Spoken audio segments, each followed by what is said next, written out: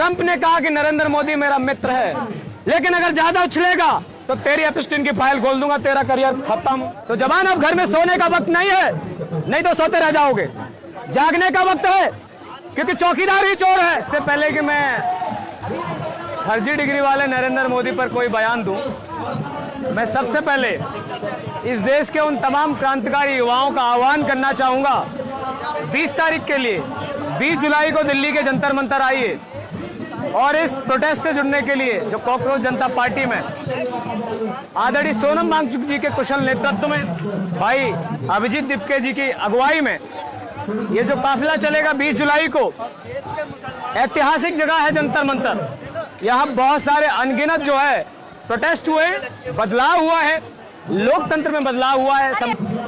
कि क्रांति है पुकारती तू सो रहा जवान है, क्रांति है पुकारती तू सो रहा जवान है, क्रांति की तू आन और क्रांति की तू शान है। तो जवान, अब घर में सोने का वक्त नहीं है, नहीं तो सोते रह जाओगे। जागने का वक्त है, क्योंकि चौकीदार ही चोर है। इसलिए चौकीदार को बदलना है उस मेडल के लालची को, जो मन की बातें करके फिर सेशल्स चला जाता है। जहां यहां देश के सबसे प्रतिष्ठित इंजीनियर, पर्यावरणविद, देशभक्त सोनम वांगचुक जी का आज 18वां दिन है आमरण अनशन का। जो व्यक्ति दावे करता है कि वो जो मन की बात के जरिए आम लोगों से संबंध स्थापित करता है, इसीलिए वो प्रेस कॉन्फ्रेंस नहीं करता है। अरे मन की बात जवाब पर वापस आऊंगा। अभी सेशल्स 1,25,000 की आबादी वाला देश है। इस फर्जी डिग्री वाले को मूर्ख बनाया। एक हफ्ते पहले एक फर्जी सा मेडल बनाया जिस पर ढंग से स्पेलिंग भी नहीं लिखी, क्योंकि उनको पता था कि जो मेडल लेने आ रहा है उसकी खुद की डिग्री फर्जी है, वो नहीं पढ़ पाएगा। वो A+B का होल स्क्वायर एक्स्ट्रा 2AB ही बताएगा। वो यही कहेगा कि बादलों में रडार छुप जाएगी। वो यही कहेगा, क्या कहेगा, वो 2AB ही कहेगा।